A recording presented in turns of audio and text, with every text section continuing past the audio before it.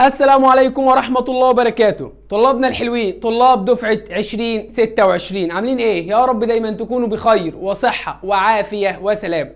اهلا بكم يا دكاترة في المحاضرة الثالثة. دي المحاضرة رقم 3 معانا على التوالي في كورس التأسيس للمرحلة الثانوية. ان شاء الله هنكمل ما بدأناها المحاضرة الماضية.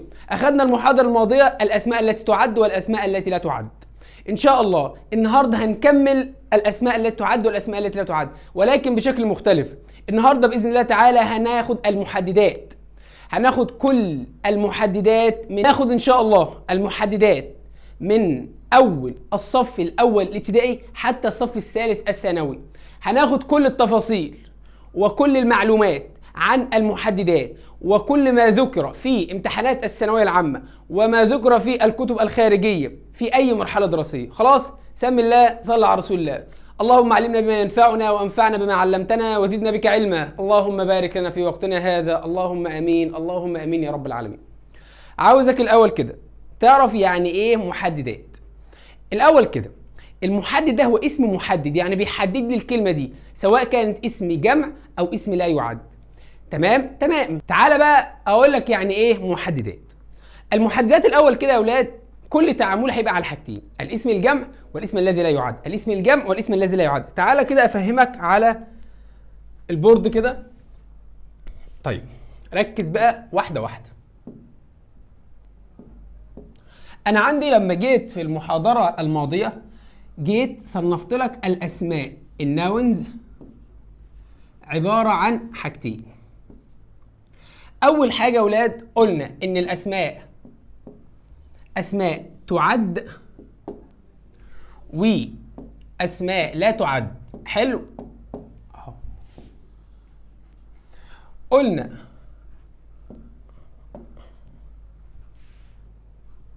اسماء تعد واسماء لا تعد، صح؟ ايوه خدنا الكلام ده. طيب ركز معايا. واخدنا قلنا الاسماء التي تعد كم حاجه يا اولاد؟ حاجتين يا مستر. جميل. ايه هما بقى الحاجتين دول؟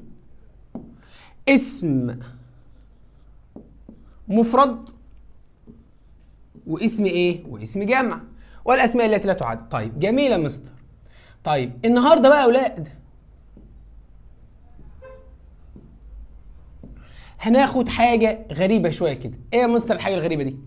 ان الاسماء التي تعد هتعامل النهارده مع الاسماء الجمع والاسماء التي لا تعد. يبقى انا لما اجي اتعامل النهارده مع المحددات شغلي كله على الاسماء التي تعد والاسماء ايه؟ والاسماء التي لا تعد. المحددات هنا ركز كده.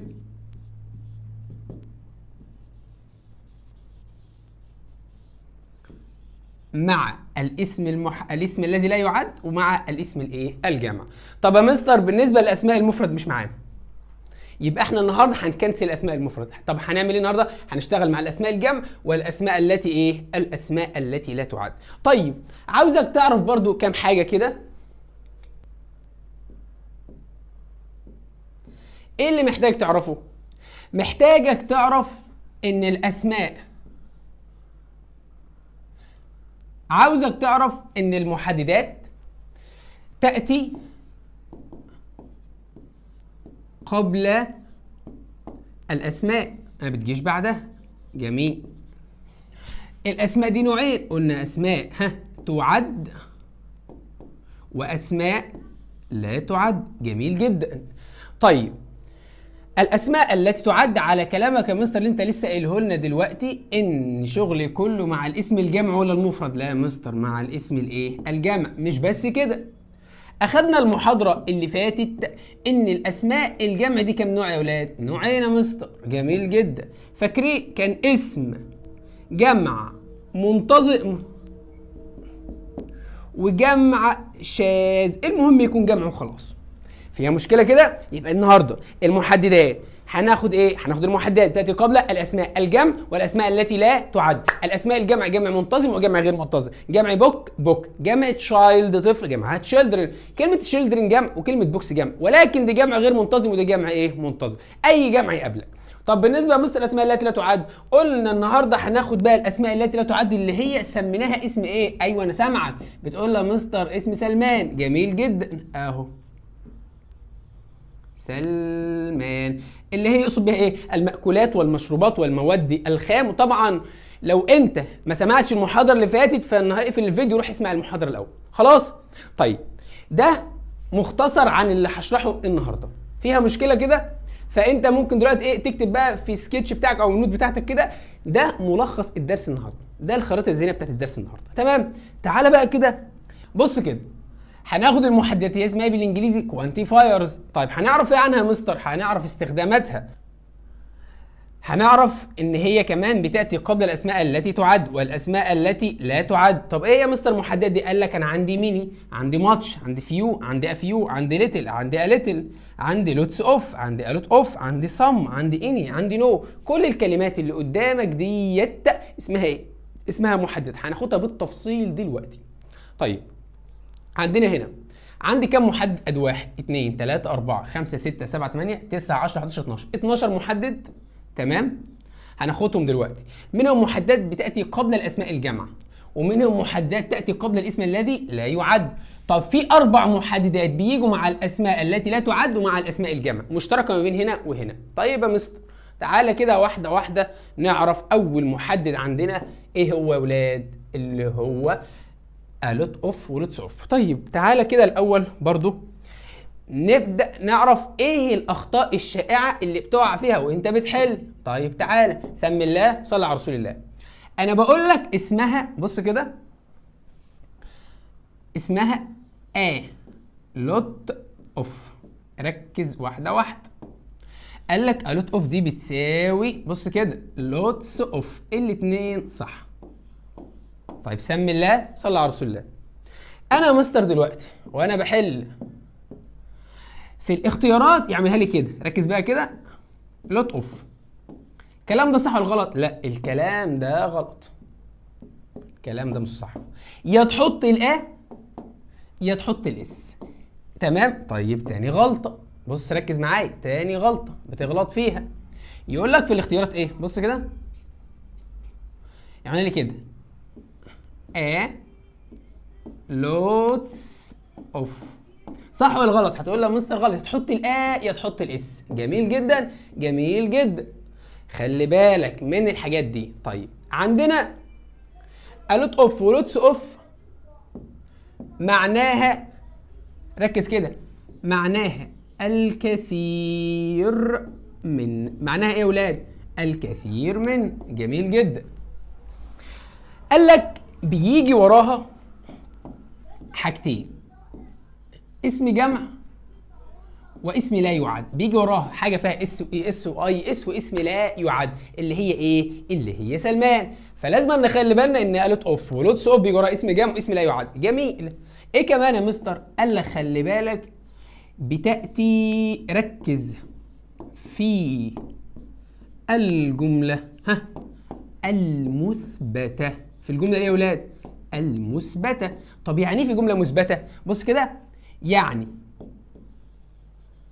ركز معايا بقى، ما فيهاش حاجتين، او مش حاجتين، ده هم هيبقوا شويه محترمين دلوقتي، بس احنا ايه عايزين ناخدوا حاجه مختصره عنها دلوقتي. ان ابوستروف تي، ما تقولش isn't تقول is، ما تقولش wasn't تقول was، ما تقولش weren't تقول were. تمام؟ ايه كمان يا مستر؟ قال لك خلي بالك ان ابوستروف تي اللي هي ايه؟ كلمه ايه؟ كلمه نوت، دي رقم 1. ايه كمان؟ قال لك ما يكونش فيها كلمه اسمها never. تمام؟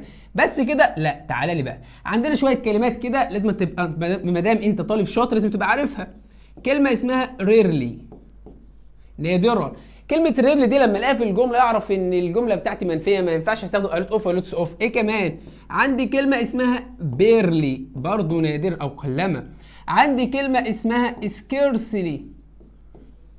تمام تمام. بس كده مستر؟ قال لك لا، ده انا عندي كمان كلمة اسمها ايه؟ هاردلي. طبعا انت عارفها وسمعت عنها قبل كده، صح؟ ايوه صح. ايه كمان يا مستر؟ والله عندي هاردلي وسكيرسلي. ايه كمان يا مستر؟ سيلدم. عندي كلمة سيلدم كمان، لما الاقيها بلاقي ايه؟ ما ينفعش استخدم معاها الوت اوف ولوتس اوف. يبقى الكلمات اللي قدامك دي سواء دي او دي او دي او دي، اول ما الاقيهم اوعى تستخدم في الجمله الوت اوف. ليه يا ولدي؟ هتقول لي يا مستر لان الوت اوف ولوتس اوف بتيجي في الجمله الايه؟ المثبته. خلاص، ده اللي احنا ايه؟ ده شرح الوت اوف. طيب اديني مثال كده. اجي في الامتحان اقول لك ايه؟ اي سو انا رايت، بص كده، نقط نقط نقط، ركز كده، بيردس طيور، ركز يلا. تعالى بقى، هي كلمة بيردس اللي قدامك دي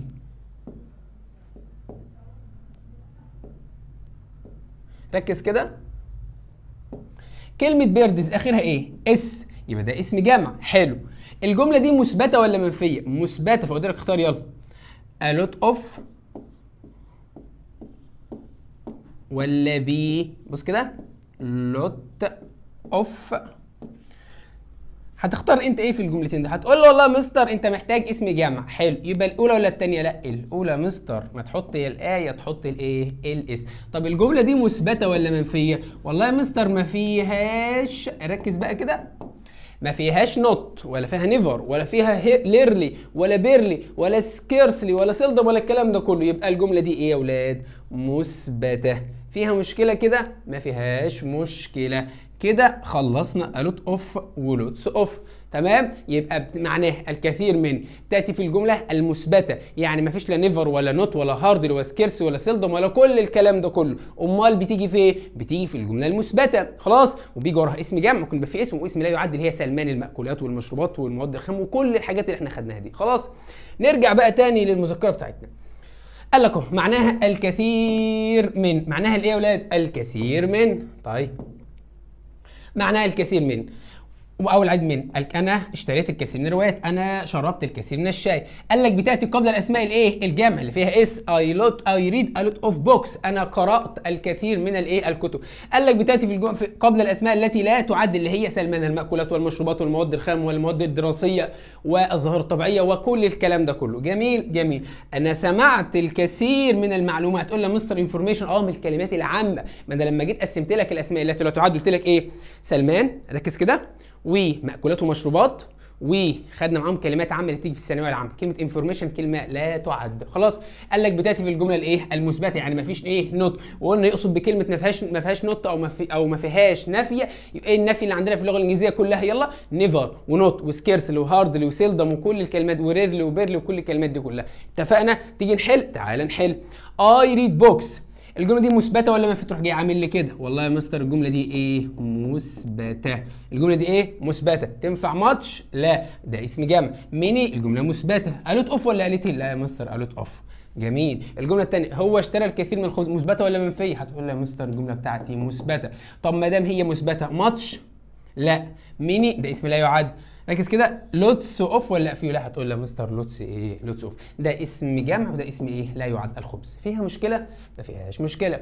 طب قال لي يا مستر انا دلوقتي يا اولاد عندي جملتين. عندي ايه؟ جملتين. ركز بقى معايا كده، عندي كام جمله؟ عندي جملتين. طب يا مستر لما يكون في جملتين، ركز، الجمله الاولى اهي، ركز كده، ادي كوما. الجمله الثانيه قال لك اي جمله تبدا بفاعل. اي جمله تبدا بايه؟ بفاعل.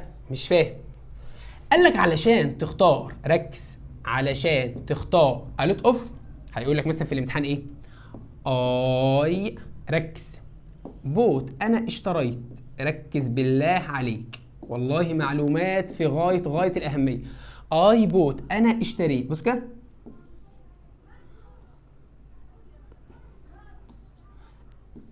الوت اوف، الكثير من الاقلام، ركز بقى كده، من الايه؟ الاقلام، وحطيت نقطه. ده يقصد بيها ايه؟ يبقى الجمله بتاعتي انتهت. وجه عمل لي كده، بص كده، زم ار نايس، بيكونوا الكثير منهم رائع. حلو حلو. ويجي يديني في الاختيارات، خلي بالك كمان شويه هتتلخبط. اول اختيار هيديهوني هيقول لي ايه؟ ركز كده، الوت اوف او لوتس اوف، الاثنين صح. بي هيديني ماتش. سي هيديني ميني. دي هيديني لوت اوف. عاوزك تفكر قبل ما تحل معايا. والله يا مستر مصطفى اسيبك تحل؟ طيب سيبك تحل. يلا بص فيها كده. انا اشتريت الكثير من الاقلام نقط them are nice. ايه ده؟ ده سؤال فكرته جديده. ايه الفكره دي؟ بص كده، انت محتاج هنا يا اولاد. هتقول لي يا مستر انت محتاج هنا ايه؟ فاعل. حلو، يبقى انا في واحده من الاربعه هتحل محل الفعل. بس استنى، انت عندك حاجه بعد النقط. خلي بالك، انت عندك ايه؟ عندك حاجه اسمها ذم. عايده على ايه يا اولاد؟ عايده على الاقلام. انا اشتريت الكثير من الاقلام، الكثير منهم يكون رائع. قال لك في الحاله دي لما يكون عندك جملتين، ركز كده، لما يكون عندك ايه؟ جملتين، وحط لك النقط في الجمله الاولى، وحط لك هنا يا ولاد ذم، ضمير عايد على الاسم الجمع. في الحاله دي تروح لازق له ايه؟ تروح لازق له a lot of. لازق له ايه؟ a lot of. ركز تاني، تلزق له ايه؟ a lot of. خلي بالك، سؤال مهم جدا. طيب يبقى ان حط لك ذمه او حط لك الحاجه الثانيه هقول لك عليها دلوقتي. طيب تمام، ايه السؤال الثاني يا مستر؟ تعال نشوفوه. بيقول لك رقم 2، نكبر الخط شويه. رقم 2، انا، ركز كده،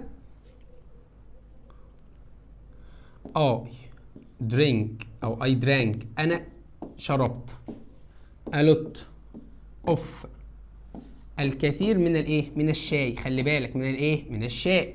وحط نقطة. الجملة الثانية it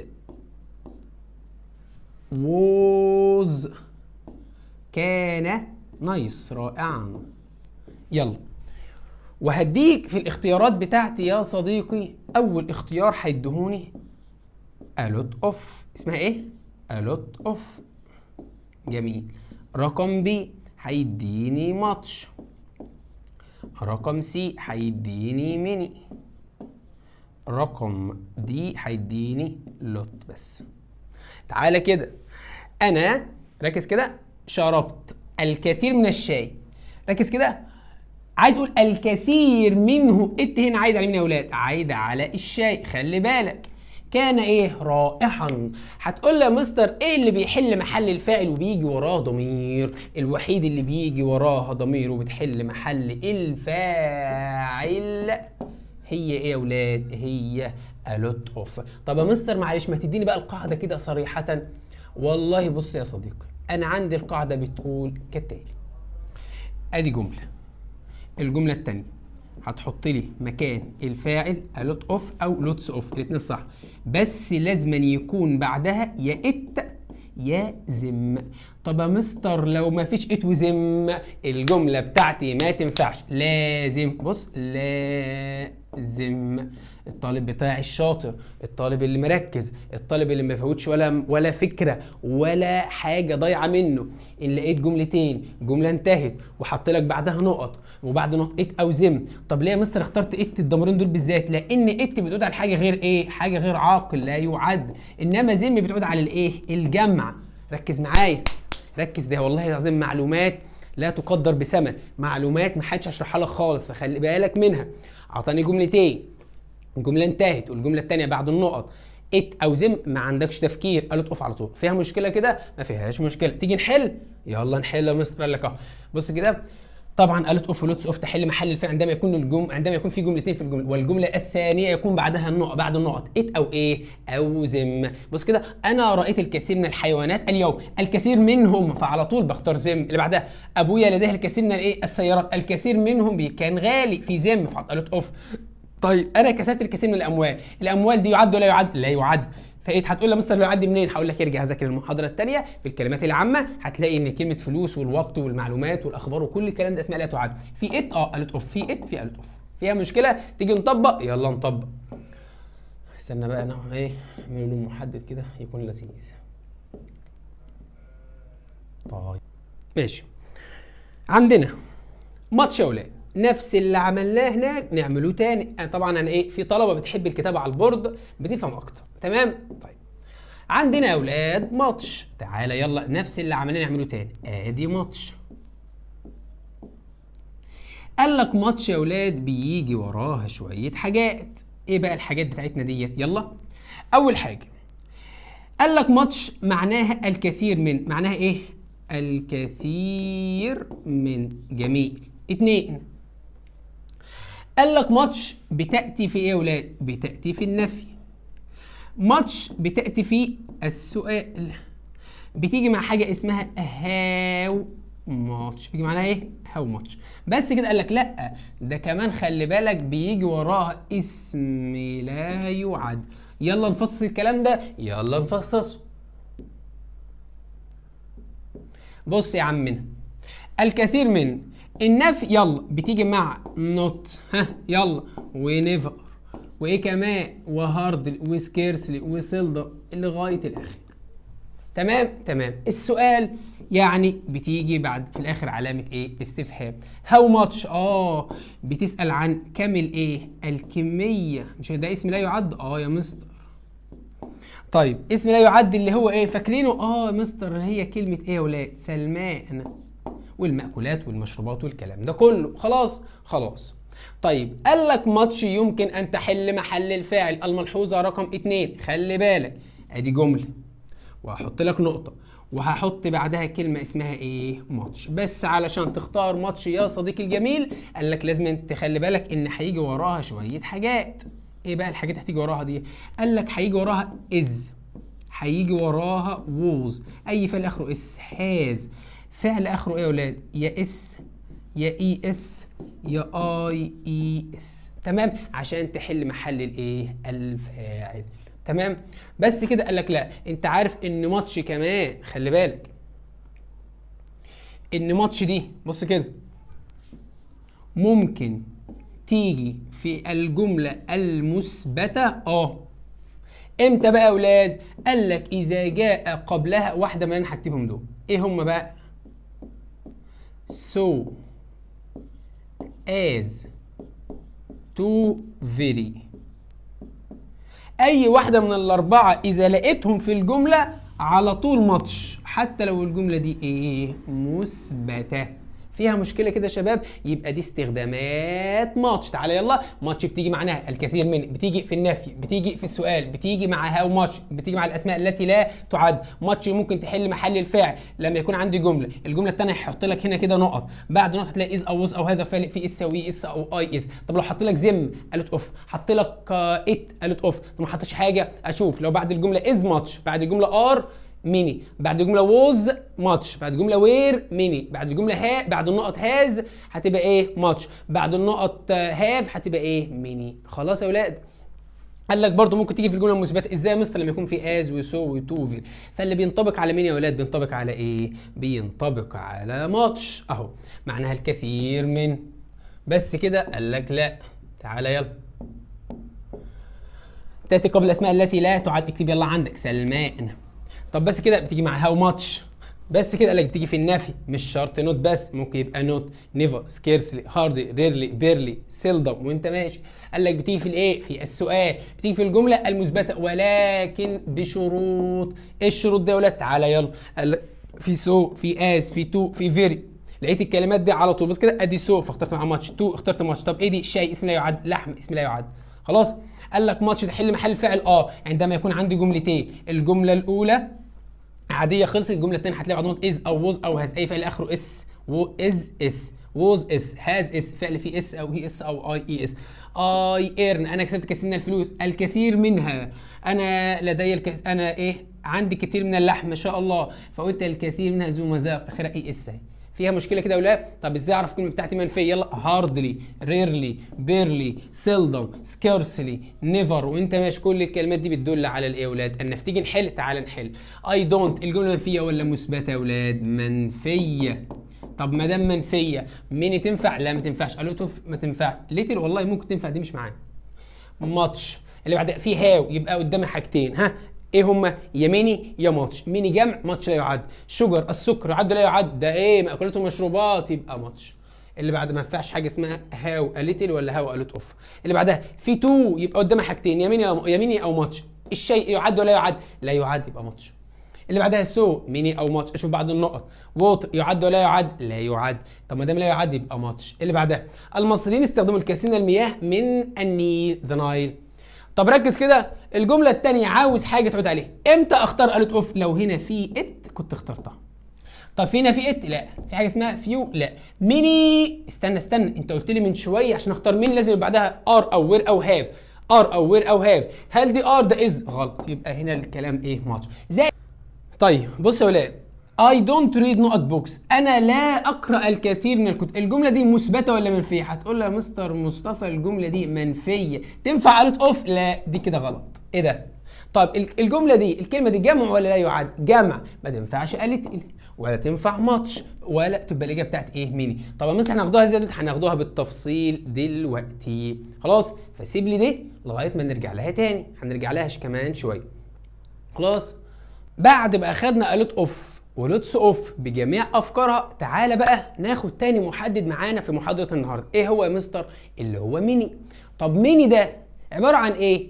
قال لك ميني ده معناه الكثير منه، وبيجي وراه اسم جمع اللي هو فيه اس واي اس واي اس، او جمع غير منتظم او جمع شاذ.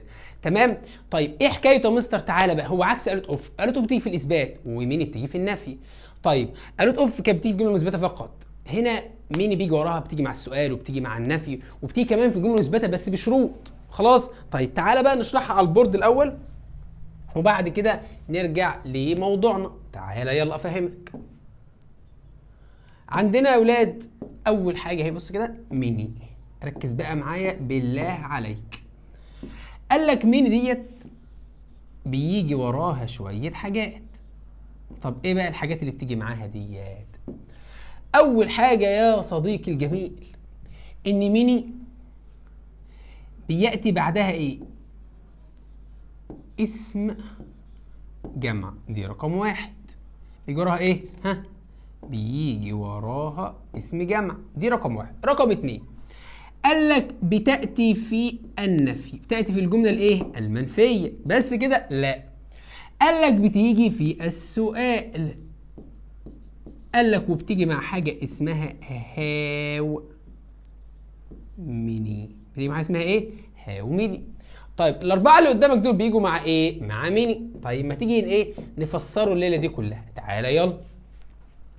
اسم جمع ممكن يبقى جمع منتظم وجمع شائز، او جمع ايه؟ او جمع شائز. جميل. رقم اتنين نفي زي ايه يا ولاد؟ فاكرين؟ not يلا، او never، او hardly، وانت ماشي لغايه الاخر وهناخدهم بالتفصيل دلوقتي. تمام. سؤال يعني في علامه ايه؟ استفهام. هاو ميني شرط يجي وراها اسم ايه؟ اسم جمع، ودي معناها كم عدد الايه؟ المرات. خلاص طيب بس كده؟ قال لك لا استناني بقى كده. انت قلت لي يا مستر دلوقتي، قلت لي ان ميني ممكن تيجي في جمله مثبته.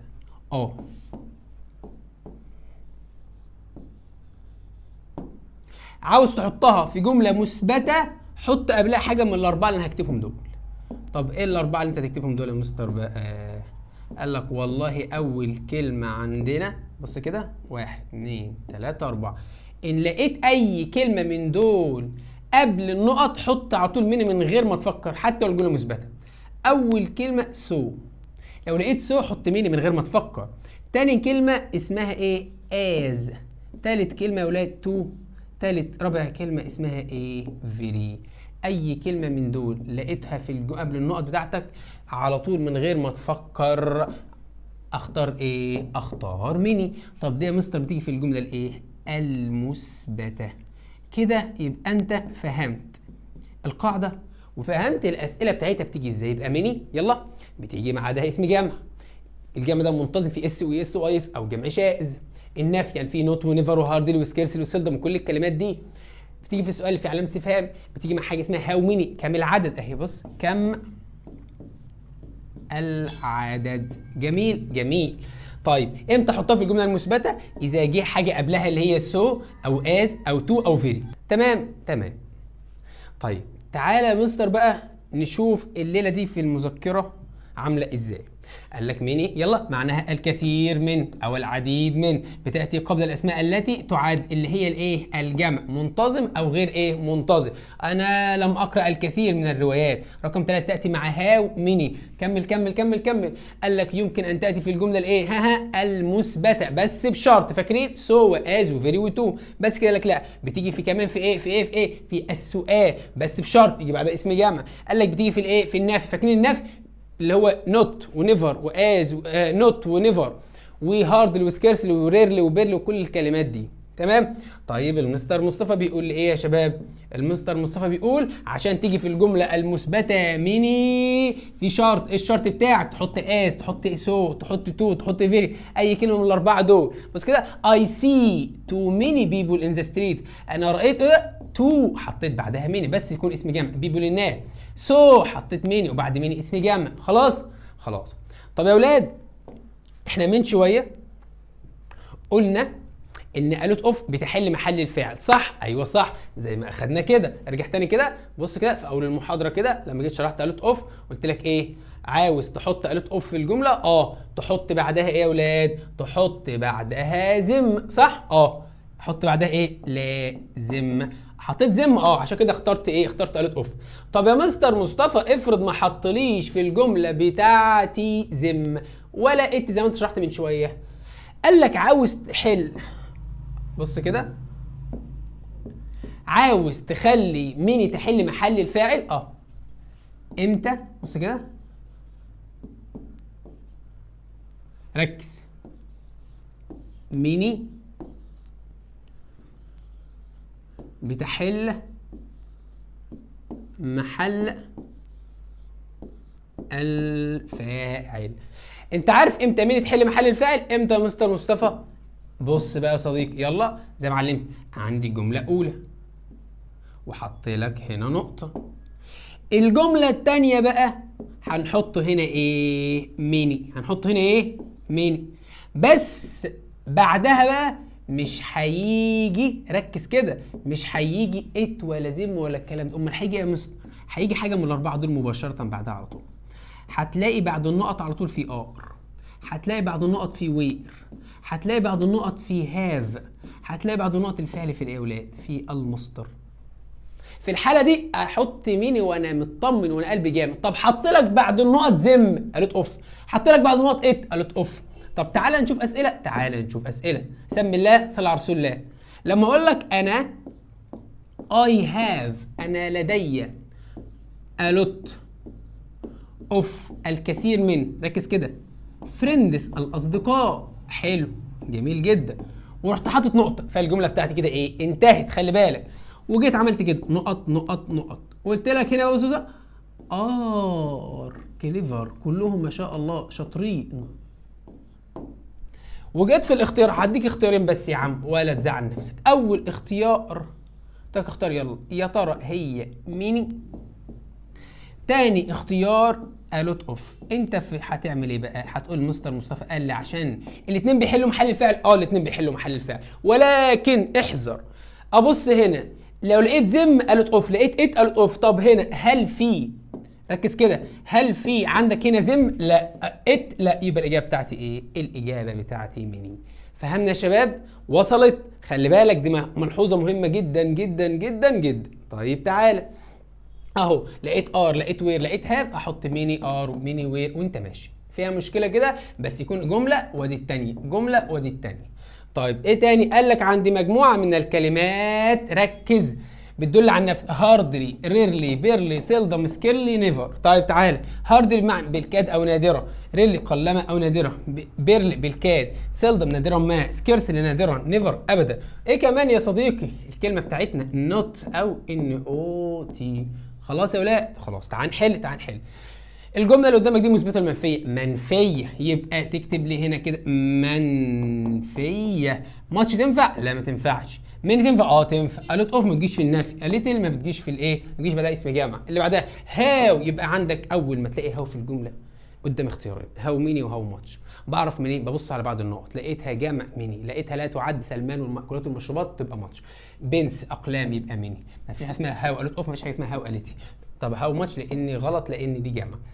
هو ايه ده؟ تو، من غير ما افكر على طول ميني في بيردس. سو ميني. طب اللي بعدها انا لدي الكثير من الاصدقاء، ادي الجمله الاولى. الجمله الثانيه قال لك يبقى ميني. طب حط لك زم، حط الكلمه دي بعد النقط. لو حط لك زم تختار ايه؟ قالت اوف. خلاص. السؤال اللي بعده. طيب يا ولاد، معانا المحدد الثالث من محاضرة النهارده، ألا وهو إيه؟ ماتش. قال لك بص يا صديقي، إن ميني هي ماتش، ولكن اختلاف قد كده. إيه الاختلاف يا مستر مصطفى؟ إن ميني وراها اسم جمع، ماتش اسم لا يعد.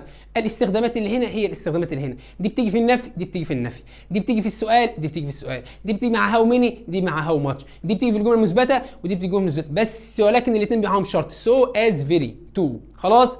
ماشي. عندنا ماتش يا ولاد، نفس اللي عملناه هناك نعمله تاني. طبعا انا ايه، في طلبه بتحب الكتابه على البورد بتفهم اكتر. تمام؟ طيب عندنا يا ولاد ماتش، تعالى يلا نفس اللي عملناه نعمله تاني. ادي ماتش. قال لك ماتش يا ولاد بيجي وراها شويه حاجات. ايه بقى الحاجات بتاعتنا ديت؟ يلا. اول حاجه قال لك ماتش معناها الكثير من. معناها ايه؟ الكثير من. جميل. 2 قال لك ماتش بتأتي في ايه يا ولاد؟ بتأتي في النفي. ماتش بتأتي في السؤال. بتيجي مع حاجة اسمها هاو ماتش. بيجي معناها ايه؟ هاو ماتش. بس كده؟ قال لك لا، ده كمان خلي بالك بيجي وراها اسم لا يعد. يلا نفصص الكلام ده، يلا نفصصه. بص يا عمنا، الكثير من النفي يلا بتيجي مع نوت، يلا، ونيفر، وايه كمان، وهاردلي، وسكيرسلي، وسيلدر لغايه الاخر.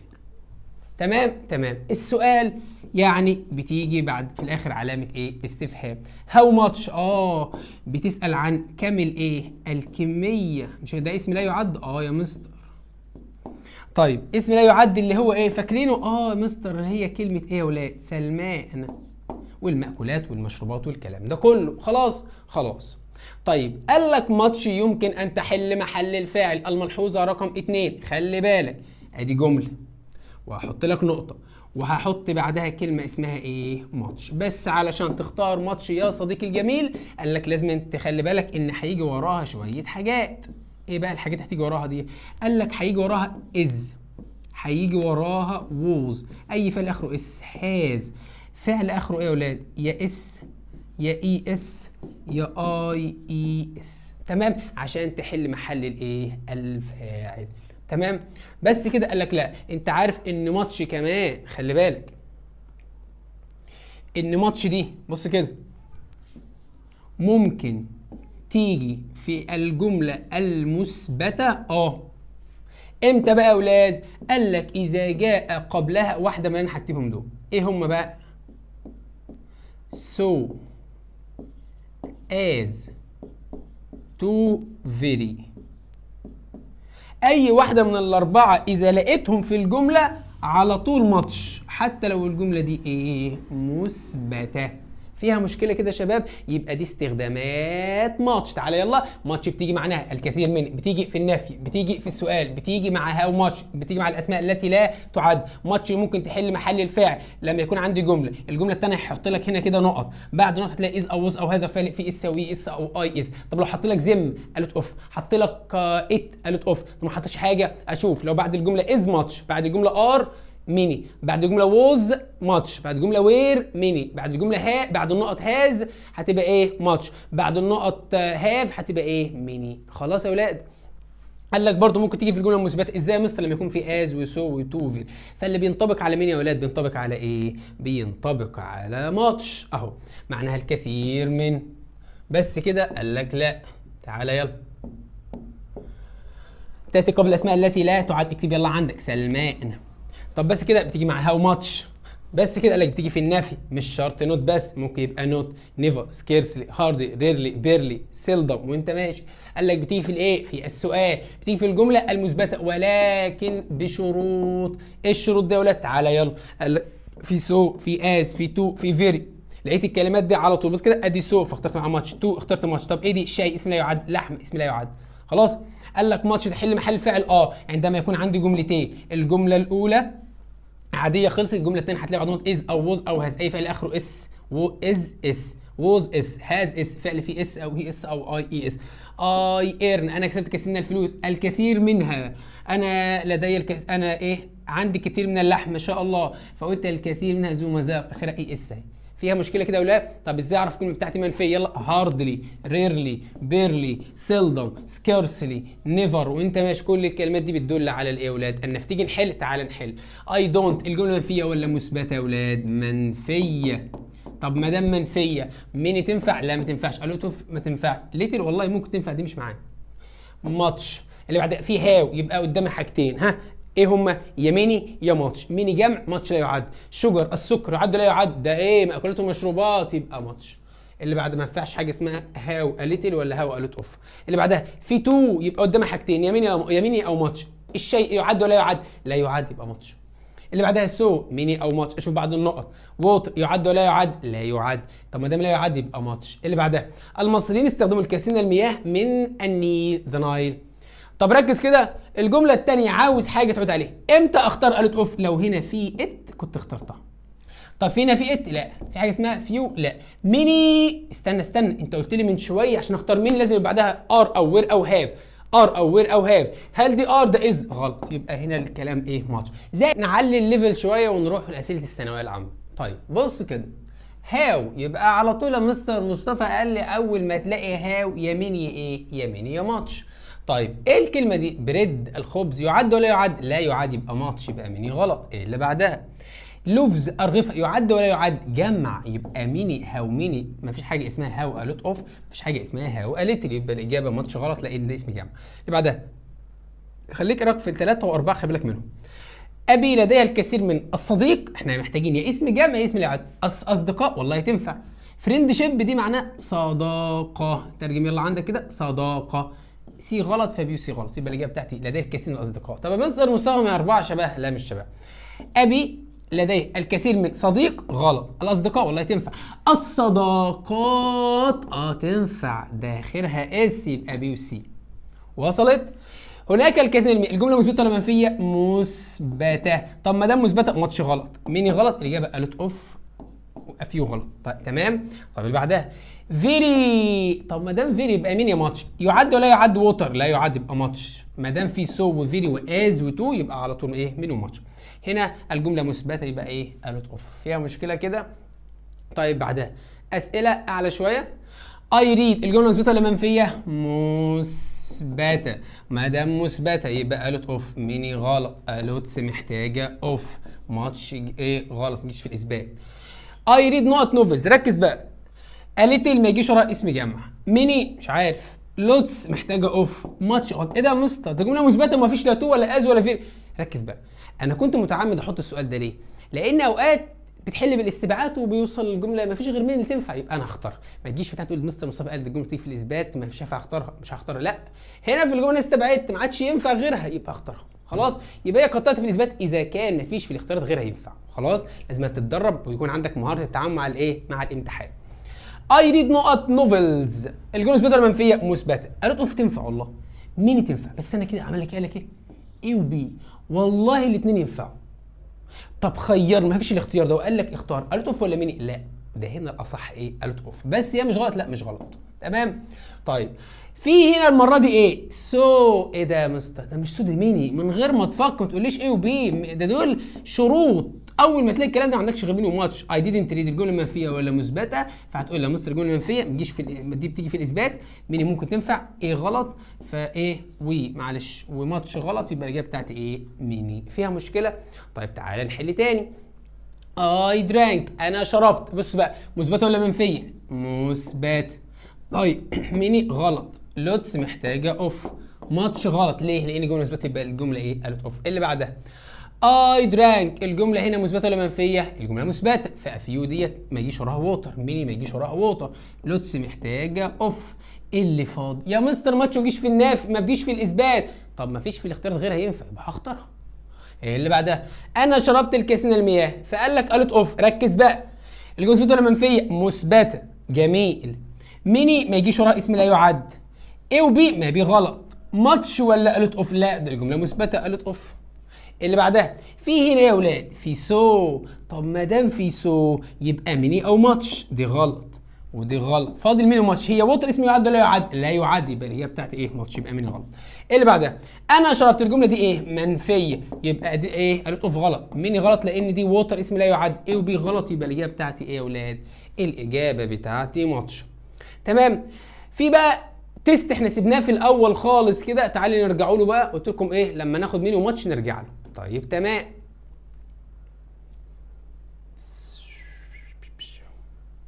فين فين فين فين اين انت؟ ايوه اهو. تعالى كده نحل بقى مع بعض ونشوف هتعرفوا تحلوا ولا لا.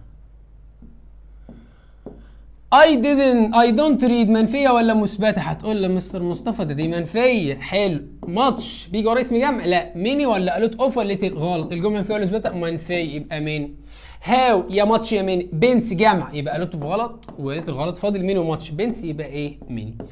شيسو هو او هي رأت الكثير من الايه؟ من الطيور. مثبته ولا منفيه؟ مثبته. اولا الطيور جمع ما ينفعش ماتش، دي بتيجي في النفي، دي بتيجي مع الذي لا يعد. قالت اوف.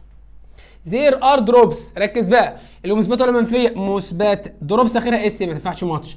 ميني ما تجيش في الاثبات. قالت اوف هي الصح، قالت الغلط. يبقى يا ولاد امتى بستخدم ميني في الاثبات؟ في حاله واحده. ايه الحاله دي؟ لو في سو قبلها او تو او فيري او از. في بقى حل كمان لما يخيرني في جمله مثبته، قال لي الوت اوف وقال لي ميني وقال لي اي وبي، يبقى اي وبي. طب خيرني قال لي الوت اوف ولا ميني؟ لا هي بتيجي في الاثبات، يبقى الوت اوف. اللي بعدها بس كده. انا لدي الكثير من الاصدقاء نقط، دي جمله، والجمله الثانيه اهيت وقال لك هنا زم. ايه ده؟ المستر قال لما يكون في زم وات بعد النقط يبقى على طول بستخدم ايه؟ ميني او ماتش. طب مستر مصطفى غلط طبعا. المستر مصطفى قال لي لما يكون. طيب بص السؤال كده، I have a lot of friends، انا لدي الكثير من الاصدقاء. ايه ده؟ زم، ده دي في جمله والجمله الثانيه، يبقى انا عندي اعمل ايه بقى في الحاله دي؟ a lot of. none of ده غلط، مين غلط، يبقى الاجابه بتاعتي ايه؟ a lot of. فيها مشكله كده؟ طيب تمام. طب مين شاطر يقول ان لو شلت زم هتبقى ايه؟ هتبقى ميني. اللي بعدها هي شربت ايه من الشاي؟ الشاي ده يعد ولا يعد؟ لا يعد. بس استنى، الجمله مثبته ولا منفيه؟ مثبته. ماتش ما تنفعش، مين ما بيجيش وراه اسم لا يعد. قالت اللي ما يجيش ورا ما ايه؟ بيجيش في الاثبات، يبقى الاجابه ايه؟ الوت اوف. خلاص خلي بالك ممكن ليتل تنفع بس هناخدها لسه كمان شويه. خلاص. طيب there are water on the ايه؟ on the الارضيه. مثبته ولا منفيه؟ مثبت. طيب مين تنفع؟ ما تنفعش. قالت والله قالت ممكن. ماتش ما تنفعش، تجيش في الاثبات، بس قالت اوف. وخلي بالك ممكن الاثنين دول قالت تنفع. زي ايجيبشن المصريين استخدموا الكثير من المياه، بيستخدموا المياه من ايه؟ من نهر النيل. ايه ده يا اولاد؟ ات يبقى على طول قالت اوف. فاكرين؟ ادي جمله وادي جمله، لقيت ات او زم تختار ايه؟ قالت اوف. فيها مشكله كده يا اولاد؟ يبقى احنا كده اخدنا ميني واخدنا ماتش واخدنا قالت اوف بالتفصيل، ادق ادق ادق التفاصيل. خلاص. طيب كده فاضل لنا فيو، فاضل لنا افيو، فاضل لنا ليتل، فاضل لنا اليتل، وفاضل لنا كمان فاضل لنا نو وصم وايه واني. طيب يا اولاد المحدد اللي عليه الدور بقى، عاوزين نعرف الفرق ما بين فيو وافيو، ليتل واليتل. خلاص عندي 4 محددات لازم اخلي بالي منهم. طيب تعالى كده واحده واحده نشرحها على البورد. تمام. وبعد كده نروح نشوف ايه اللي موجود في المذكره. بص كده، صلى على النبي صلى الله عليه وسلم. اول حاجه انا عندي في حاجه اسمها فيو، في حاجه اسمها ايه؟ فيو. وفي حاجه تانية اسمها افيو. ركز بقى بالله عليك. طب يا مستر مصطفى احنا بقالنا زمن بناخد فيو وافيو واحنا والله ما بنعرف نفرق بينهم. طيب تعال سمي الله صلى على رسول الله. قال لك فيو الاول كده لازم تبقى عارف ان هي معناها القليل. معناها ايه يا اولاد؟ القليل. عكس ايه؟ عكس ميني. ميني معناها الكثير، فيو معناها القليل. طيب تاني حاجه قال لك بيجي وراها اسم جمع. بيجي وراها اسم ايه؟ جمع. تمام. زي ميني زي ميني. طيب فيو كمان يا اولاد كم حرف؟ قال لك يا مستر 3 احرف. قدامك ايه؟ كم حرف؟ 3 حروف. حلو. طيب تعالى بقى نفسر لك الكلام ده بالتفصيل زي ما احنا متعودين. اول حاجه القليل من معناها الايه؟ القليل من اهو، القليل من. اسم جمع ممكن يبقى الجمع ده جمع شاذ زي كلمة people، ممكن يبقى children. طيب او جمع ايه منتظم يعني اخره اس او اي اس او اي اي اس، زي مثلا كلمة مثلا بنس اقلام، كارز سيارات، تريز اشجار اخرها اس، ستوريز. طيب تعالى بقى في اهم واحدة فيهم، ايه 3 احرف ده يا مستر؟ قال لك والله 3 احرف دي القليل، ركز بقى كده، ولا يكفي. ولا ايه يكفي؟ كم حرف؟ 3. طب 3 حروف لا يكفي، 4 حروف لا، هتقول لي يكفي. طب تعال نشوفوا بقى ايه افيو حكايتها. قال لك افيو، نفس اللي عملنا نعمله تاني، يلا اهي بسم الله. دي برضو معناها الايه؟ القليل. حلو. بعدها اسم ايه؟ اسم جمع زي ميني، زي ميني. طيب دي كم احرف؟ 4 حروف. طيب كم حرف؟ 4 حروف. حلو. تعال نفسر الكلام ده، تعال افسره لك. بص كده، سمي الله وصل على رسول الله. معناها القليل من، القليل من، القليل ايه؟ القليل من. اللي بعدها بيجي وراه جمع شاذ وجمع يا ولاد، وجمع منتظم، نفس اللي فوق نفس اللي فوق. طب دي كم حرف يا ولاد؟ 4 حروف. يبقى اقول عليها القليل ويكفي ولا لا يكفي؟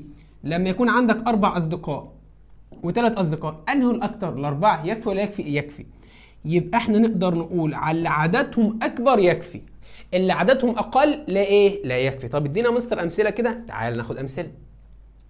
لما اقول لك مثلا، بص كده،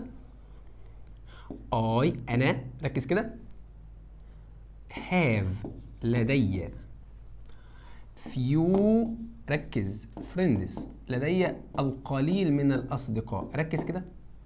الجملة اللي قدامك دي آخرها إيه؟ الكلمة دي آخرها اس، يبقى جمع، فعشان كده اخترت معاها إيه؟ اخترت معاها few. بص كده، بص كده، اخترت معاها إيه؟ فيو. طيب اديني مثال كمان. بص يا عم، لما اقول لك انا لدي القليل من الاصدقاء، او ويكفي المره دي بقى. طيب حلو، ركز كده، واروح جاي بقى عامل لك هنا ايه؟ هنا في الجمله اللي قدامك دي اللي انا محدد عليه افيو، كم حرف؟ 4. اللي فوق انا عندي 3 اصدقاء بس لا يكفي، انا عاوز تاني، انا انسان طماع عاوز تاني. طيب هنا انا لدي القليل من الاصدقاء، ويكفي ولا يكفي؟ يكفي، انا عندي 4 الحمد لله. يبقى اللي عدده اكتر يكفي، اللي عدده قليل ايه؟ لا يكفي. فهمناها كده؟ طيب بس يا مستر كده في حاجه ناقصانا، ايه هي بقى؟ خلي بالك بقى كده، ارجع فوق. قال لك ان فيو دهيت وجودها في الجمله بيديني معنى سلبي. معنى ايه؟ سلبي، سلبيه. انما افيو ده ايه؟ وجودها في الجمله حاجه ايه؟ ايجابيه. مش فاهم الكلام ده يعني ايه؟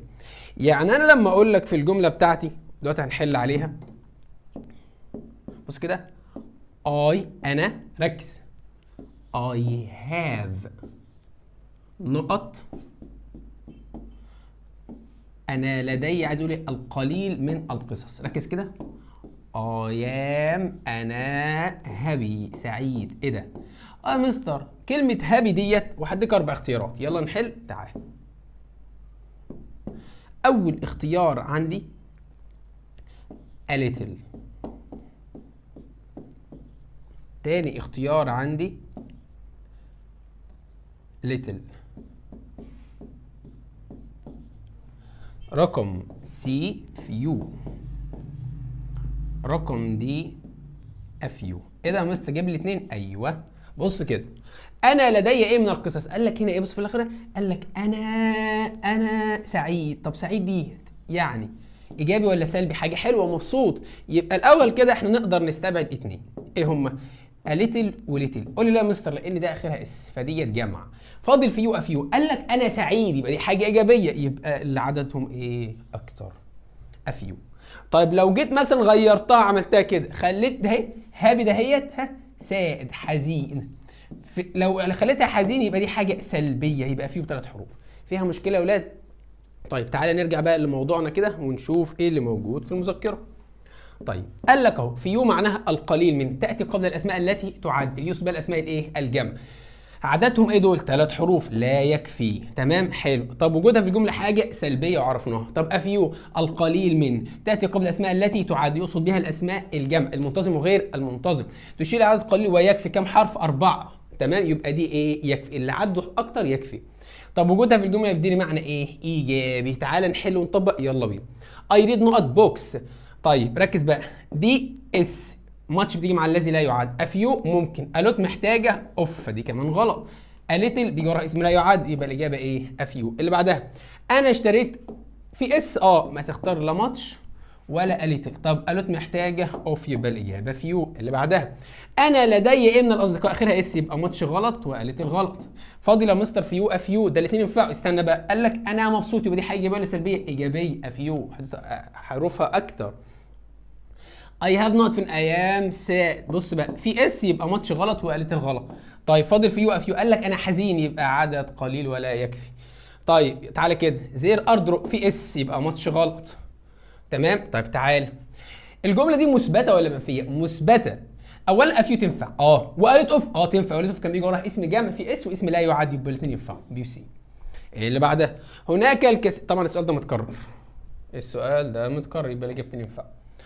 5 و6 متكررين. انا لدي باكيتس عبوات، اخرها اس، يبقى قالت الغلط وليت الغلط. طيب يبقى الاجابه بتاعت ايه؟ افيو. طبعا ايه وبي اصلا غلط. طيب اول ما تلاقي حاجه فيها اس استبعد ليتل وليتل وماتش، خلاص. طب احمد لدي القليل من ايه؟ افيو محتاج اسم ايه يا اولاد؟ اسم جمع. فريندس والله تنفع. تايم الوقت لا يعد، انت عارفها في الاسماء التي لا تعد. بي غلط. صن دي مفرد، يبقى دي كمان غلط. يبقى الاجابه بتاعت ايه؟ احمد لديه القليل من الاصدقاء ويكفي. عمي لديه القليل جدا من ايه في المزرعه؟ ركز، انت محتاج اسم ايه؟ جمع. تعالى يلا. التربه اسم لا يعد. كاتل الماشيه والله تنفع، اسم جمع. تنفع. ووتر اسم لا يعد. انيمال ده مفرد، واحنا مش تبعنا المفرد ده خالص. خلاص. السؤال اللي جاي ده جميل جدا، بس قبل ما تحله لازم في كام حاجه نعرفوها. يا مستر قال لك خلي بالك ان لما يكون، دي طبعا حتت مهمه جدا، هاو اذا لقيت في اخر الجمله علامه تعجب، في الحاله ديت بنعمل ايه يا مستر مصطفى؟ وقال لك والله هنا ترجمتها مش كيف، امال ترجمتها ايه؟ يا له او يا لها. جميل. طب يا مستر ساعات بيبقى اصلا هاو معاها علامه استفهام، قال لك لو لقيت مع هاو اخرها علامه استفهام، في الحاله ديت بنعمل ايه يا اولاد؟ بنترجم هاو بمعنى كيف، وهنا اداه ايه؟ استفهام. خلاص. طيب تمام. نفس الكلام عندنا وات. طب وات ده يا مستر مصطفى نفس الكلام، قال لك بص انا عايزك تبقى فاهم اللغه كويس. وات اخرها علامه تعجب، وعندي وات اخرها علامه ايه؟ استفهام. قال لك في الحاله ديت نفس الكلام، وات هنا تعجبيه، يا له، وطبعا مهمه جدا وبتيجي في امتحانات ثانويه عامه بشكل مستمر. طيب تحت معناها اداه استفهام ما او ماذا. بعد كده هناخدها ضمير وصل معناها الذي. فيها مشكله كده؟ يبقى هاو علامه تعجب يا له او يا لها، علامه استفهام كيف. وات علامه تعجب يا له او يا لها. وات علامه استفهام ما او ايه او ماذا. طب تعال نشوف السؤال يلا. هاو اهي، وهنا علامه ايه؟ تعجب. طب ما دام علامه تعجب يبقى يا له او يا لها. كلمه بيبول دي جمع ولا لا يعد؟ جمع، بس جمع غير منتظم، يبقى دي سلام عليكم ماتش. فاضل مين بيجي وراها اسم جمع؟ فيو اسم جمع، افيو اسم جمع. طب انا هعمل ايه؟ لازم تقرا الجمله. السؤال ده في مراجعه ثالثه ثانوي، فخلي بالك منه. يا لها او يا لهم من ناس ايه؟ اتندد حضرت. ذا ريتش مان از فينر، ريتش يعني غني، مان رجل، فينر الجنازه. يا لهم من ناس ايه؟ قليله، كثيره، قليله وتكفي، قليله ولا تكفي، حضرت جنازه الرجل الغني. اي وندر، كلمه وندر دي يا اولاد بالاو معناها انا بتساءل، انا بتعجب. انا بتساءل وبتعجب اين اصحابه المزعومين؟ فين اصحابه يا جماعه؟ الراجل ده كان عنده اصحاب كتير، انا واقف في الجنازه مندهش، فين يا جماعه اصحابه؟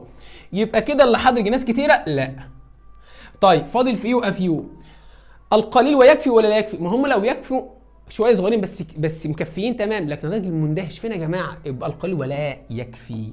فهمناها؟ خلي بالك طلبه بتوع اولى ثانوي وثانيه ثانوي، كلمه وندر دي يا اولاد اللي بالاو ركز، معناها يتساءل ويتعجب. بالايه؟ يتجول سيرا على الاقدام، فخلي بالك منها. خلاص؟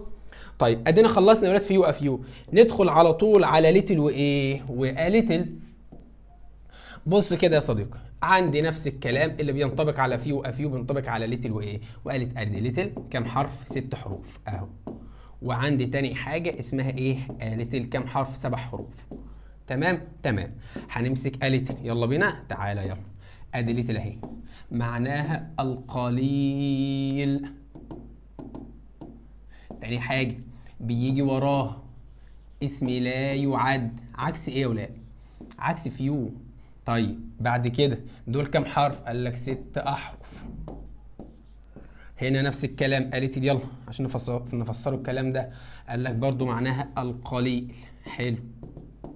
طيب بيجي وراها اسم ايه؟ لا يعد. جميل. بعد كده دول كام حرف؟ 7 احرف، نفس اللي عملته هناك بالظبط. طيب تعالى كده يلا. الاولى القليل من، بص، القليل من. طيب اسم لا يعد يقصد بايه؟ فاكرين؟ سلمان والمأكولات والمشروبات. طيب 6 احرف، اللي عده قليل لا يكفي. القليل من ولا يكفي. حلو. طيب اللي بعدها دي القليل من. جميل. بيجي وراها اسم لا يعد اللي هي ايه؟ سلمان والمأكولات والمشروبات. 7 احرف، القليل ويكفي. جميل. طيب ركز بقى، اللي عدده قليل قلناها من شويه، فاكرين؟ اللي عدده قليل دي حاجه ايه؟ سلبيه. طب اللي عدده اكتر دي حاجه ايه؟ ايجابيه. قال لك انا سعيد اللي تحت، انا حزين اللي فوق، انا متضايق اللي فوق، انا منزعج اللي فوق. خلاص؟ طب اديني مثال كده. لما اقول اي هاف، انا لدي نقط شجر. السكر ده اسم يعد ولا يعد؟ لا يعد. قال لك I am annoying، انا منزعج. طب منزعج ده سلبيه ولا ايجابيه؟ سلبيه. وهديك 3 اختيارات، فاقول لك يلا اختار. بص كده، little ولا a little، ولا few، ولا افيو. هتيجي تقول لي يلا دي يعد ولا يعد؟ لا يعد. حلو.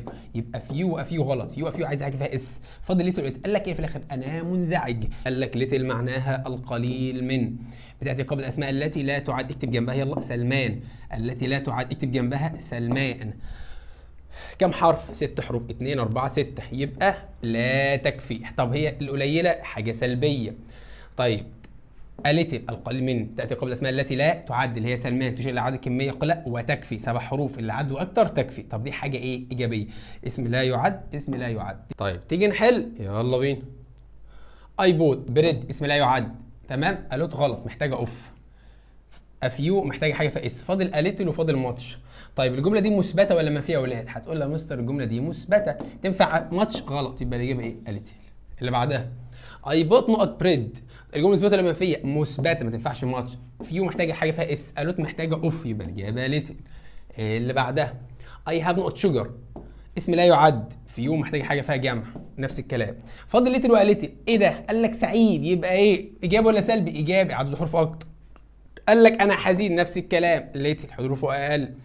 هناك ايه؟ الميه على الارضيه. ميني بيورا اسم جمع، ده اسم لا يعد. قالت اوف تنفع في الذي يعد والذي لا يعد؟ قالت ولا بي سي؟ والله قالت اوف كانت في جمله مثبته، وقالت كذلك، يبقى بي سي. اللي بعدها هناك الكثير من ايه؟ نفس السؤال ده متكرر ولا ايه؟ there are نقط water on the floor. السؤال ده برضو ايه؟ متكرر، بي سي. طيب اللي بعدها عصير برتقال. ليتل تنفع، ليتل تنفع. طيب يا مستر ازاي الاثنين ينفعوا؟ ما هو هنا ما حددليش ان هي ايجابيه ولا سلبيه، يبقى الاثنين ينفعوا. السؤال 8 و9 و10 دول جمال. احمد لديه ايه؟ القليل ايه ويكفي للقراءه. انت محتاج اسم لا يعد. فرنسا خيرها اس يعد. تايم والله تنفع. ارجع كده في الكلمات التي لا تعد، تعرف ان تايم من الكلمات التي لا تعد. ايه غلط؟ صن دي مفرد مش تبعا، يبقى الاجابه انا. احمد لديه القليل من الوقت ويكفي للايه؟ للقراءه. اللي بعدها انا اضفت ايه؟ القليل من الملح. طبعا ملح اسم ايه؟ اسم لا يعد. انا اضفت القليل ويكفي ولا لا يكفي الى الشوربه. معظم الناس لا ايه؟ مش بيحبوها كده. تمام. يبقى هو اضاف القليل ولا يكفي من الملح. بقول لك الناس مش بتحبها كده، يبقى هو ضاف حاجه بسيطه، خلاص دي حاجه سلبيه. انا اضفت ايه؟ الملح الى الشوربه جاست انف، القليل منها، القليل منها يكفي يجعلها ذو مذاق. يبقى الاجابه هنا ايه؟ ضاف كميه وتكفي من الشوربه، ضاف حاجه بسيطه كده وتكفي. تمام. طيب عندنا بقى يا اولاد 3 حاجات، عندي صم، عندي اني، عندي نو. اخر 3 حاجات في الدرس دول، بس لازم انت تركز معايا. ازاي يا مستر؟ بص يا عمنا، انا عندي اول حاجه اسمها صم. صم ديت اول حاجه لازم تعرفها ان هي معناها بعض. معناها ايه؟ بعض. بتيجي في الجمله الايه؟ المثبته. شبه ايه؟ شبه الوت اوف. رقم 3 بيجي وراها اسم جمع واسم لا يعد. جميل، بس كده؟ لا استنى كده. طب يا مستر بتيجي فيه كمان؟ قال لك خلي بالك ده بتيجي في طلب المساعده، وكمان بتيجي في عرض الايه؟ المساعده. يبقى هي لها كام استخدامات يا اولاد؟ بتيجي يلا معناها بعض، تيجي جمله مثبته ولا منفيه؟ المثبته. بيجي وراها اسم جمع ولا يعد؟ الاثنين. طيب بتيجي في طلب المساعده، وبتيجي كمان في عرض الايه؟ المساعده. تعالى نفصل الكلام ده كله يلا زي ما متعودين، يلا بينا. معناها بعض في الجمله المثبته، يعني بص كده، مفيش، ركز يلا كده، مفيش ايه؟ لا نوت ولا ان ابوستروف تي ولا نيفر ولا هاردلي ولا سكيرس ولا سيلدم ولا كل الكلام ده.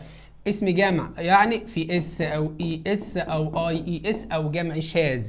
اسم لا يعد يقصد بها مين؟ سلمان او المأكولات والمشروبات والكلام ده كله.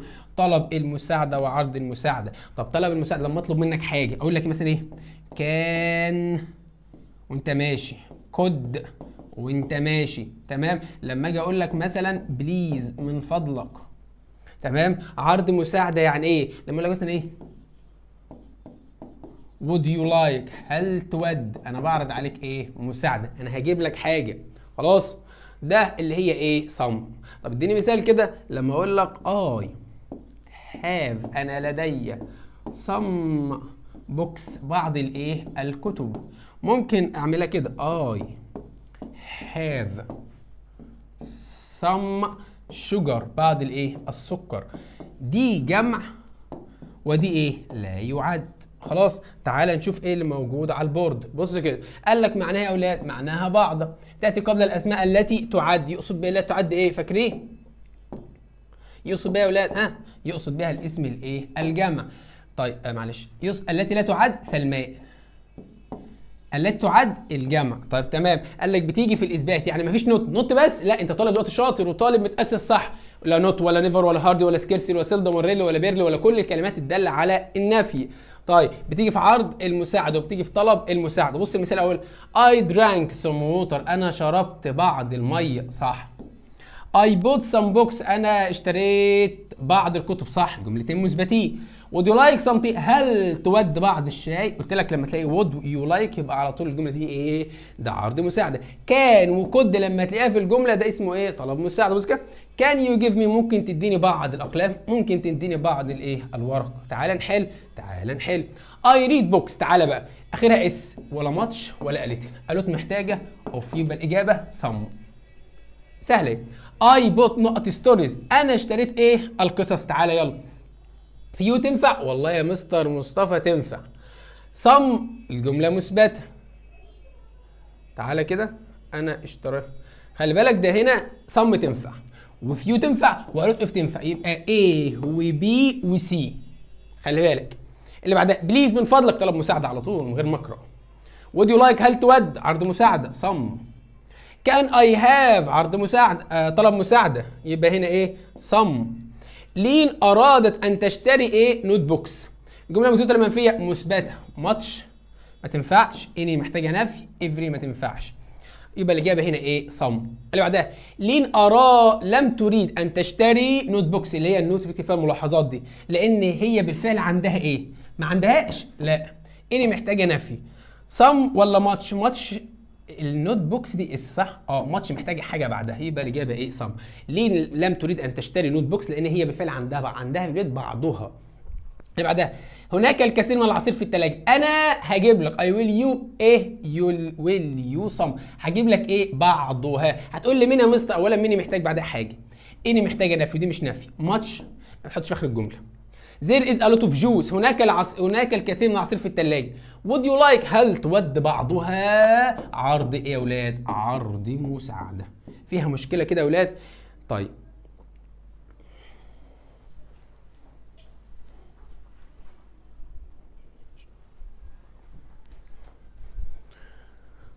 فيها مشكله كده يا اولاد؟ فيها مشكله كده يا اولاد؟ يلا ايه اللي بعد؟ اني يا اولاد. تعالى لي بقى هنا كده عشان اني حكايتها حكايه معايا شويه دلوقتي. طيب ايه يا مستر حكايه اني دي بقى؟ بص يا عم، عايزك كده تركز واحده واحده. اني ايه اني دي بقى؟ قال لك اني اول حاجه لازم تعرفها ان هي معناها اي. رقم 2 بيجي وراها اسم جمع، جميل. رقم 3 او اسم لا يعد، جميل جدا. بس كده؟ قال لك لا، ده بتيجي في السؤال لما يكون الجمله اخرها علامه ايه يا اولاد؟ استفهام. بس كده؟ قال لك لا، بتيجي في الجمله الايه؟ المنفيه. فلازم اللي قبلها هنا يكون في ايه؟ يكون في نافيه. تمام تمام. بس كده؟ قال لك لا، ده بتيجي كمان لما تكون في اخر الجمله في حاجه اسمها at all، على الاطلاق. بص كده، لما يكون في at all على الايه؟ الاطلاق. تعالى يلا نفسر الكلام ده زي ما احنا متعودين. اول حاجه اسم جمع، يقصد بيه اسم جمع، جمع شاذ وجمع منتظم، خلي بالك. 2 اسم لا يعد، يقصد بيه ايه؟ سلمان. السؤال يعني في اخره علامه استفهام. نفي يعني فيه ان ابوستروف تي او نوت او نيفر او هاردلي او سكيرسلي او سيلدم او ريرلي او بيرلي. وفي اتقول اللي هي معناها ايه؟ على الاطلاق. حلو، مش عليا الطلاق، على الاطلاق. تمام تمام. اديني مثال كده. لما اقول لك I didn't، انا ما اشتريتش باي اني، ركز بقى كده، بوكس. أنا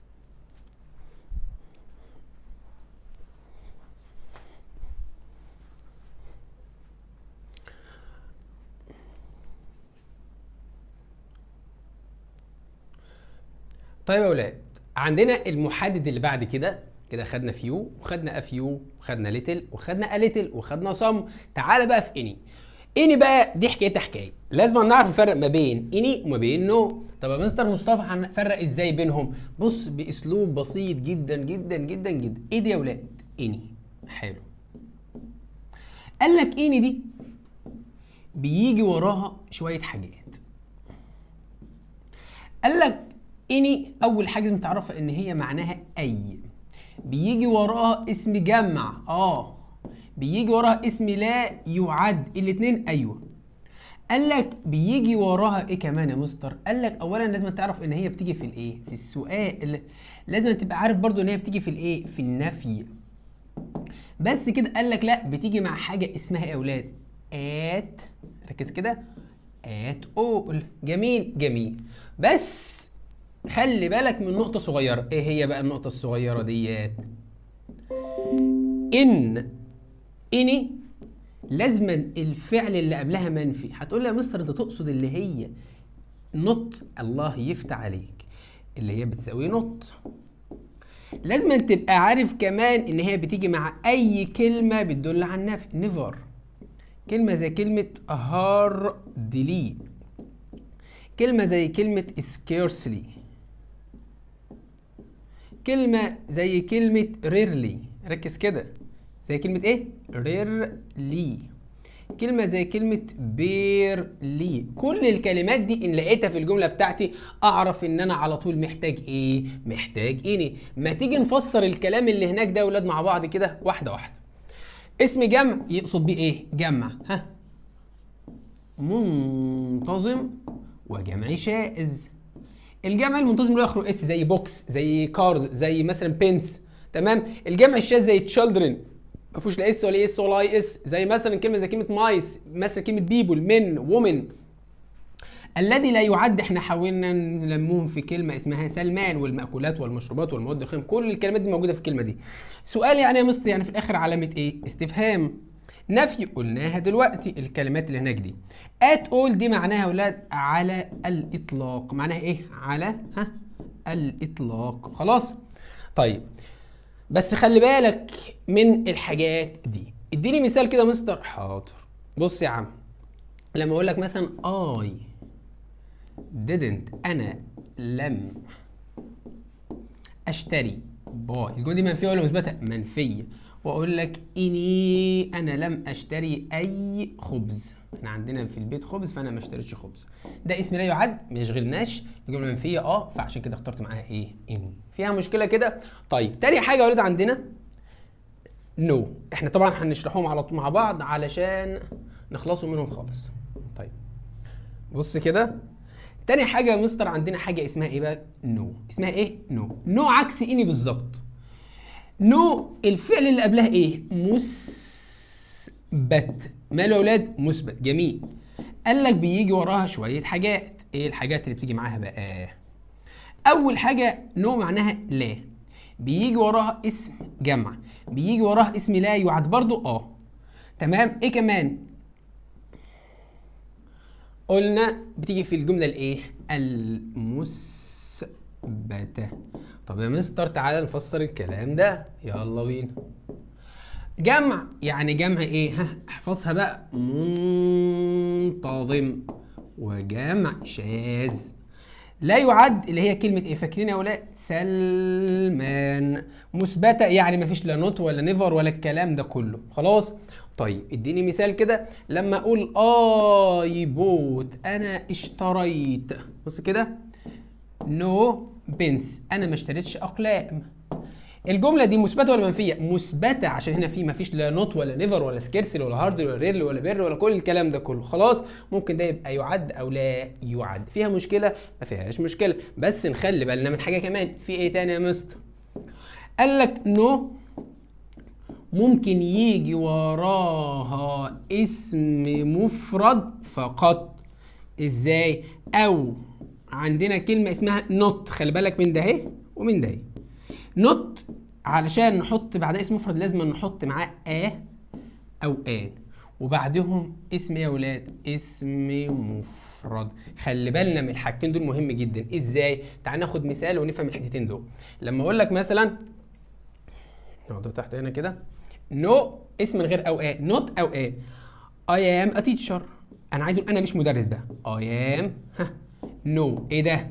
في نو اهي. ايه ده؟ I am no teacher، أنا لست مدرسا. ركز بقى، هنجبت بعد نو اسم مفرد ولا اسم جمع؟ اسم مفرد من غير أو طب بص كده، واحد تاني عايز يقول إيه؟ I am not، عايز تحط نوت لازم تحط معاها a teacher. خلي بالك من الملحوظة دي، مهمة جدا جدا جدا، مهمة جدا جدا. خلي بالك. اللهم بلغت اللهم فشل.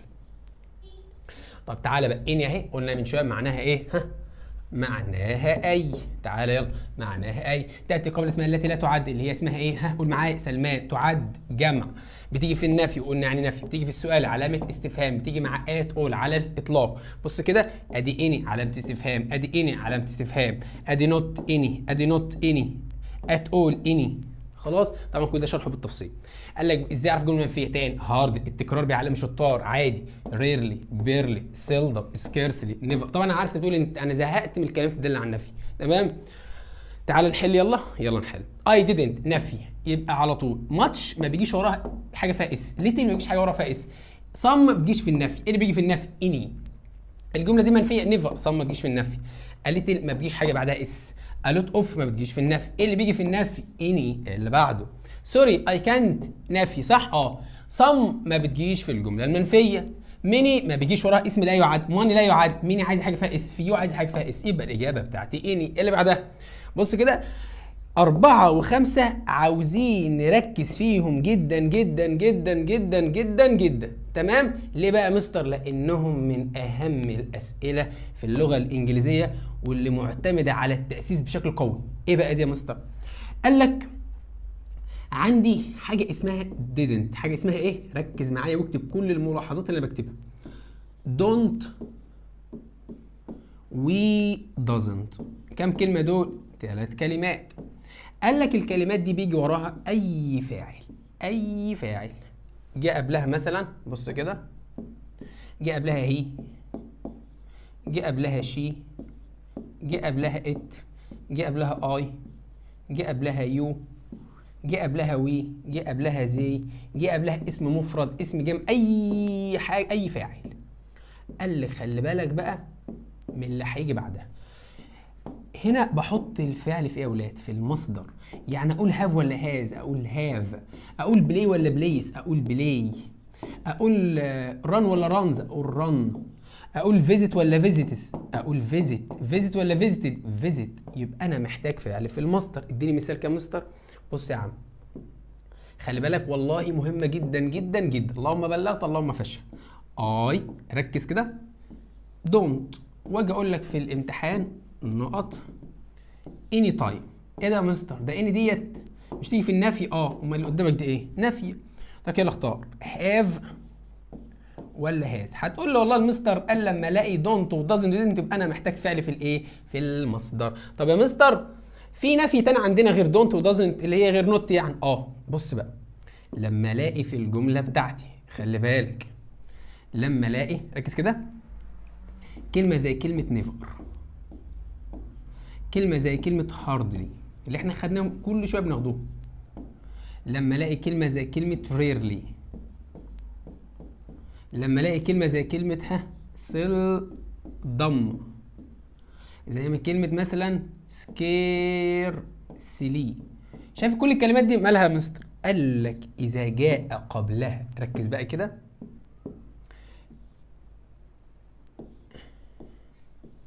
اذا جاء قبلها هي او شي او ات او اي اسم مفرد، على طول من غير ما تفكر تحط فعل فيه اس او اي اس او اي اي اس. مش فاهم يا مستر؟ تعالى افهمك.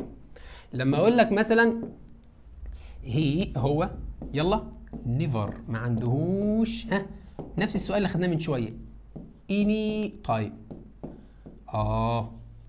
وتختار يلا هاف ولا هاز. هتقول المستر مصطفى قال لو لقيت هي او شي او ات قبل الكلمات الداله على النفي ده اهي تحط معاه فعل فيه ايه؟ فعل فيه اس. طب افرض يا مستر الكلمات الداله على النفي جه قبلها اي، ركز بقى كده، جه قبلها ايه؟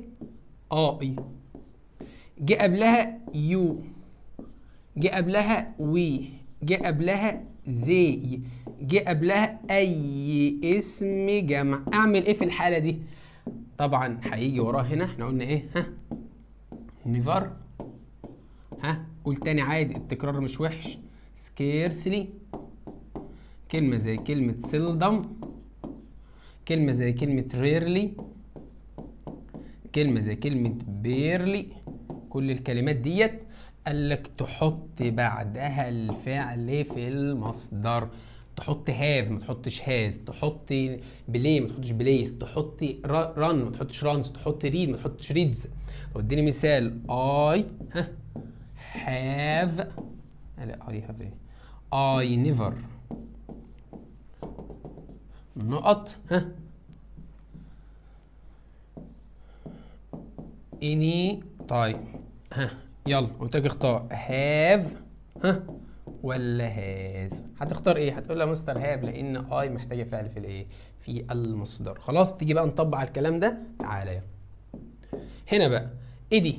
هاز، حلو. وايه دي؟ شي. ايه اللي كان بيجي معاه لما يكون هي وشي وات ومعاهم فعل مفرد؟ كان ده ايه؟ عباره عن ايه؟ قال لك تحط كلمات داله على النفي، ما تحطش دونت ولا دازنت. انت عارف لو دونت ودازنت كنت حاطط الفعل في الايه؟ دي محتاجه الفعل في الايه؟ في المصدر، كنت حاطط هاف، يبقى الاجابه بيرلي. تمام؟ مش حاجه اسمها نوت يجي وراها فعل، مش حاجه اسمها اولموست دي معناها غالبا. اللي بعدها ادي شي، حلو، وادي هاف. طب استنى زي كده، شي هي وشي وات امتى كان يجي معاهم الفعل في المصدر؟ لما يكون دونت ودازنت والكلام ده كله. جدع. ماي دازنت هاف، ايه ده؟ @all يبقى على طول من غير ما افكر ايه؟ اني الوحيده اللي بتيجي معاها ايه؟ اني. طيب تعالى نشوف نو بمعنى لا، تاتي قبل اسماء لا تعد اللي هي سلمان، دي بتيجي مع الجمع، دي بتيجي في الجمله المثبته. قلنا الفرق ما بين نو وما بين نوت. خلاص. طيب I read no books، ما قلتش كتب. I bought no sugar، جمله مثبته حطيت معاها ايه؟ نو.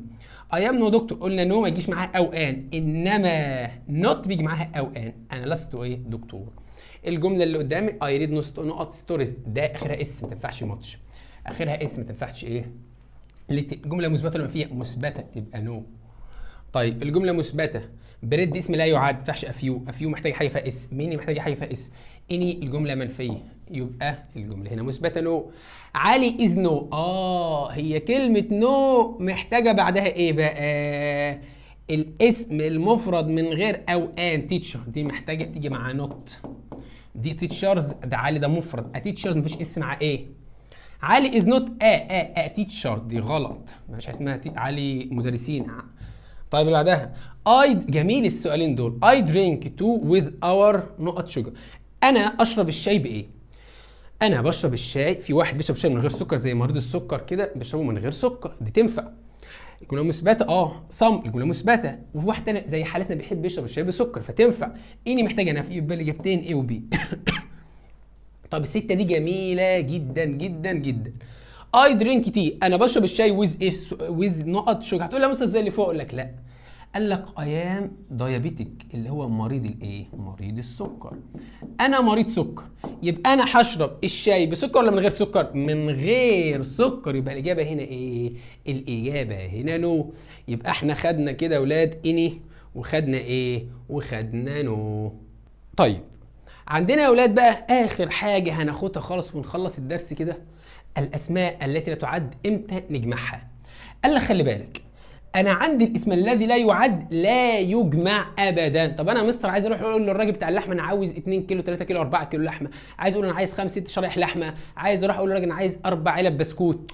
ركز بقى كده، عندنا قاعده بتقول يا شباب ان الاسم الذي لا يعد لا يجمع. عندنا كده الاسم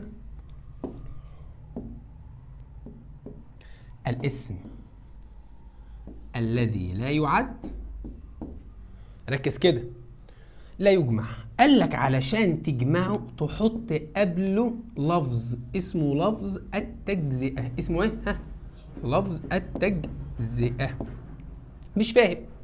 قال لك لفظ التجزئة انت هتتعامل معاه كأنه اسم مفرد. كأنه ايه؟ كأنه اسم مفرد. مش فاهم يا مستر؟ فاكر لما كنت بجمع الاسم المفرد؟ كنت بجمعه ازاي؟ جمع كلمة بوك ايه؟ كنت بقول يا مستر والله جمع بوك بوكس، ده اسم مفرد اجمعه عادي. طب عايز اقول وان بوك عادي جدا، اقول وان بوك كتاب واحد. كنت اقول بوك كتاب واحد، ايه المشكلة؟ عادي جدا. عايز اقول كتابين كنت بقول اهو عادي، كنت بقول 2 بوكس عادي جدا جدا جدا جدا. كنت بقول 3 بوكس عادي جدا جدا جدا. قال لك ما هو لفظ التجزئة هيتعامل كأنه اسم مفرد، وهتجمعه وهتحطه قبله الارقام وتحط بعده اس وكل حاجه تمام. يبقى لفظ التجزئه كلمه كيلو هتجمعها زي كلمه سلايس وانت ماشي. تعالى بقى نعرف، يبقى انا بتعامل مع لفظ التجزئه كانه اسم ايه؟ مفرد. فهروح للراجل اقول له ايه؟ ركز كده بقى في اللي انا هقوله ده.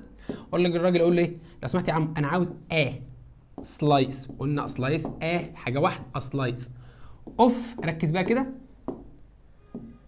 ميت، انا عاوز شريحه لحمه. هروح للراجل اقول له ايه؟ لو سمحت يا عم معلش بالله عليك بلاش شريحه، خليهم شريحتين، 2 سلايسز اوف ركز كده. وهتقول له ايه؟ ميت برضو. ايه ده ما اتغيرتش. هتقول للراجل لو سمحت يا عم معلش تخلوهم لي 3 شرايح لحمه، 3 سلايسز اوف ميت. الراجل زهق منك. قلت له طب اقول لك يا عمو ما تجيب لنا الكثير منه خلاص وريح. اوف سلايسز اوف ميت.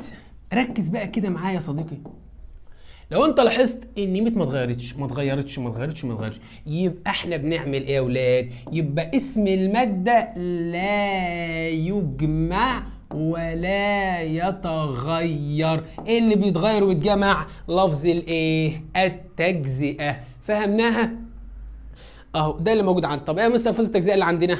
طبعا دي الاسماء التي تعد، ودي الفاظ التجزئة. اكاب اوف، اجلاس اوف. طبعا جلاس ايش معناها؟ نضاره، معناها كوب من. ابوتل اوف، زجاجه. اجار اوف، ابير اوف. طبعا اللي يقصد بيها اللي انا نازل بيها ديت حاجه واحده، ممكن تبقى حاجتين ثلاثه عادي. الوف اوف، بار اوف، اكيلو اوف، اباج اوف، دي متكرره. اتين اوف، اسلايس اوف، اباكيت اوف، اتشيت اوف، اتيوب اوف. خلاص هنا بيقول لك ايه ده اللي شرحه، ان الاسم الذي لا يعد بيسبق بقبله بالكلام ده كله. تمام. هنا بتكلم عن حاجه واحده اهو، بتكلم عن فنجان واحد، كوب واحد، زجاجه واحده. تمام. عند جمع الفاظ اجزاء بنضيف لها اس عادي، بنجمعها الى اخره، ونضيف لو مفرد، لو مفرد، لو جمع نحط لها اس، او 2 و3 و4 والكلام ده كله. قال لك عند الجمع نجمع لفظ التجزئه ولا نجمع اسم الماده، لانها اسم لا يعد، ليس له ايه؟ ليس له جمع. احنا كده يا شباب وصلنا الى نهايه المحاضره. طبعا انا عارف ان المحاضره دي دسمه شويه، قد تكون ممله لبعض الطلبه، بس احنا الحمد لله قدرنا نبسط المعلومه بشكل كبير، بحيث لما تيجي تحل تحس ان الاسئله سهله وبسيطه، وانك متاسس بشكل قوي جدا جدا جدا جدا. بدانا المحاضره يا شباب، اخدنا ميني، وبعد كده اخدنا ماتش، ثم اخدنا الوت اوف ولوتس اوف، وازاي نفرق بينهم الثلاثه. خدنا بعد كده الفرق بين فيو وافيو، ليتل واليتل، وازاي نفرق بينهم. بعد كده اخدنا صم، اني، واخدنا نو. واهم حاجه ازاي نعرف الجمله ديت مثبته ولا منفيه، لان ده اللي بيميز الطالب المتاسس صح والطالب الضعيف، يعرف الجمله بتاعته مثبته ولا منفيه. وخدنا اسئله كتير جدا جدا جدا، منها اسئله وردت في امتحانات الثانويه العامه. تمام. خلاص، فيا رب تكون استفدت بالمحاضره، واكون قدرت بجد افيدك. خلاص، وخليك فاكر دايما ان هدفي هو هدفك، وطموحي هو طموحك. خلاص. اللهم ان كان توفيقا فمن الله وحده، ان كان سهوا فمني ومن الشيطان. سبحانك اللهم وبحمدك، اشهد ان لا اله الا انت، استغفرك واتوب اليك. نلقاكم في محاضره جديده، والسلام عليكم ورحمه الله وبركاته. سلام.